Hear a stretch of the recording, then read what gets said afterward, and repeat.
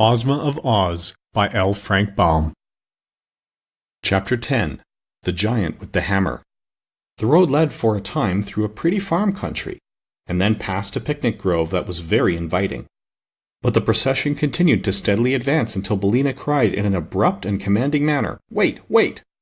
Ozma stopped her chariot so suddenly that the Scarecrow's sawhorse nearly ran into it, and the ranks of the army tumbled over one another before they could come to a halt. Immediately the yellow hen struggled from Dorothy's arms and flew into a clump of bushes by the roadside. "What's the matter?" called the Tin Woodman anxiously. "Why, Billina wants to lay her egg, that's all," said Dorothy. "Lay her egg?" repeated the Tin Woodman in astonishment. "Yes, she lays one every morning about this time, and it's quite fresh," said the girl.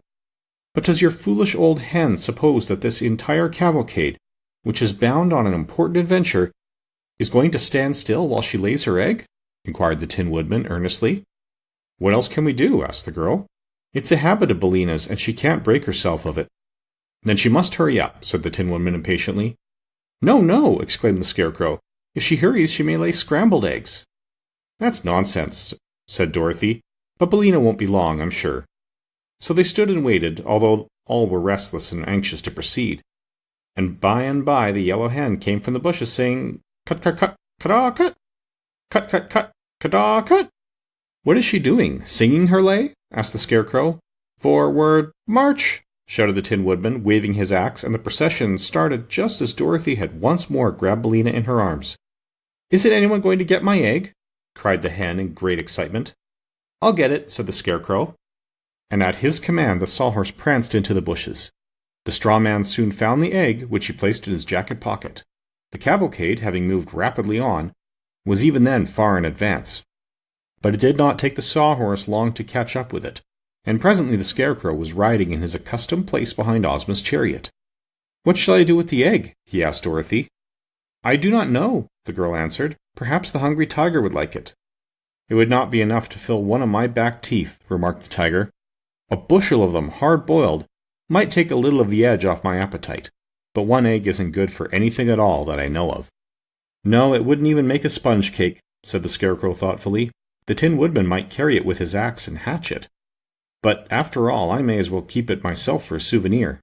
So he left it in his pocket. They had now reached that part of the valley that lay between the two high mountains which Dorothy had seen from her tower window. At the far end was the third great mountain, which blocked the valley and was the northern edge of the land of Ev. It was underneath this mountain that the Gnome King's palace was said to be, but it would be some time before they reached that place. The path was becoming rocky and difficult for the wheels of the chariot to pass over, and presently a deep gulf appeared at their feet, which was too wide for them to leap. So Ozma took a small square of green cloth from her pocket and threw it upon the ground. At once it became the magic carpet, and unrolled itself far enough for all the cavalcade to walk upon. The chariot now advanced, and the green carpet unrolled before it, crossing the gulf on a level with its banks, so that all passed over in safety. "That's easy enough," said the Scarecrow. "I wonder what will happen next." He was not long in making the discovery, for the sides of the mountain came closer together until finally there was but a narrow path between them, along which Ozma and her party were forced to pass in single file. They now heard a low and deep thump, thump, thump, which echoed throughout the valley and seemed to grow louder as they advanced. Then, turning a corner of rock, they saw before them a huge form, which towered above the path for more than 100 feet.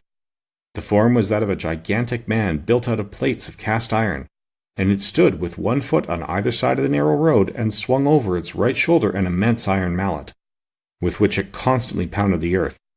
These resounding blows explained the thumping sounds they had heard, for the mallet was much bigger than a barrel, and where it struck the path between the rocky sides of the mountain, it filled all the space through which our travelers would be obliged to pass.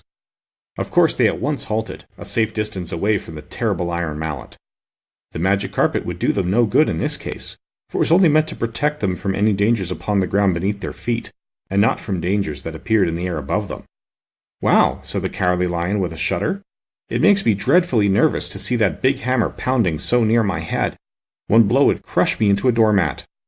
"The Iron Giant is a fine fellow," said Tik Tok, "and works as steadily as a clock.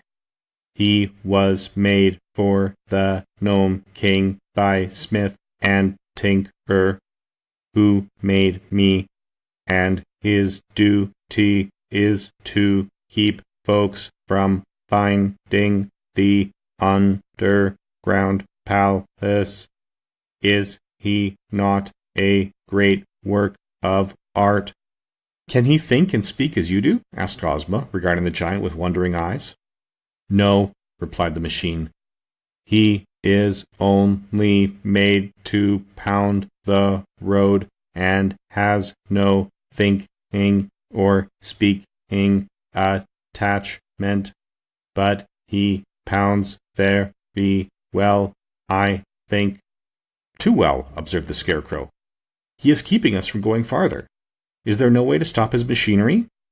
"Only the Gnome King, who has the key, can do that," answered Tik Tok.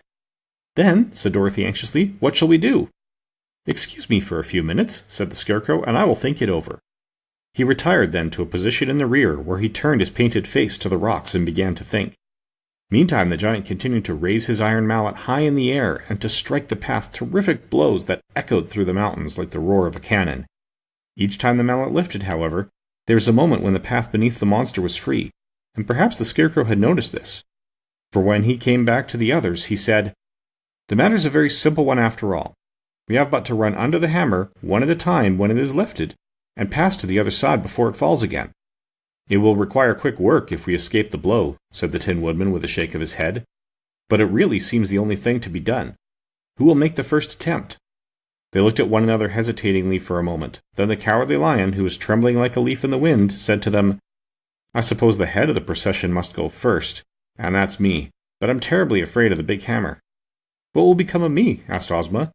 "You might rush under the hammer yourself, but the chariot would surely be crushed." "We must leave the chariot," said the Scarecrow, "but you two girls can ride upon the backs of the lion and the tiger."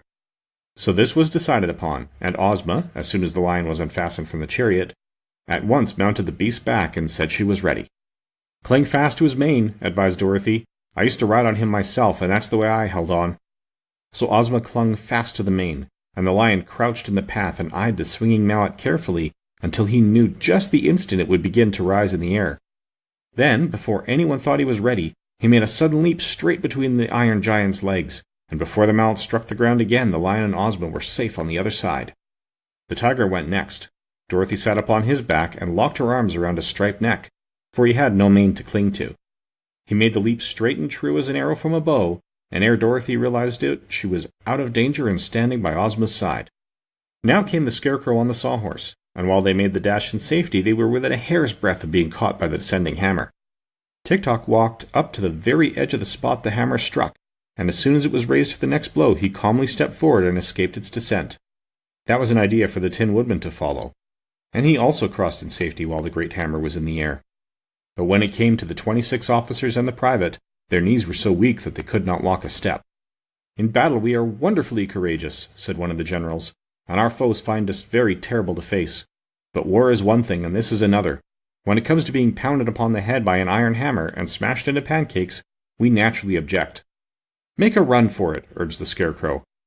"Our knees shake so that we cannot run," answered a captain. "If we should try it, we would all be certainly pounded to a jelly." "Well, well," sighed the Cowardly Lion. "I see, friend Tiger, that we must place ourselves in great danger to rescue this bold army. Come with me, and we will do the best we can." So, Ozma and Dorothy having already dismounted from their backs, the lion and the tiger leaped back again under the awful hammer, and returned with 2 generals clinging to their necks. They repeated this daring passage 12 times, when all the officers had been carried beneath the giant's legs and landed safely on the further side. By that time the beasts were very tired, and panted so hard that their tongues hung out of their great mouths. "But what is to become of the private?" asked Ozma.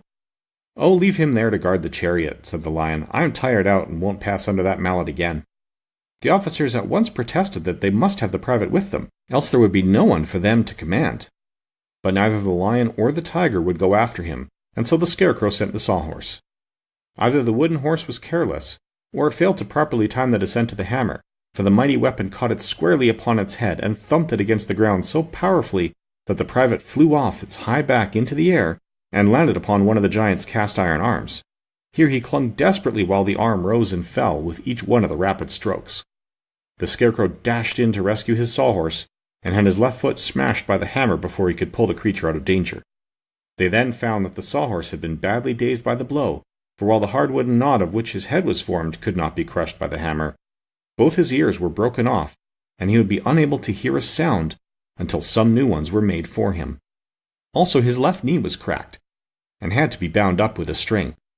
Billina having fluttered under the hammer, it now remained only to rescue the private who was riding upon the Iron Giant's arm, high in the air. The Scarecrow lay flat upon the ground, and called to the man to jump down upon his body, which was soft because it was stuffed with straw. This the private managed to do, waiting until a time when he was nearest the ground and then letting himself drop upon the Scarecrow. He accomplished the feat without breaking any bones, and the Scarecrow declared he was not injured in the least. Therefore, the Tin Woodman having by this time fitted new ears to the sawhorse, the entire party proceeded upon its way, leaving the giant to pound the path behind them.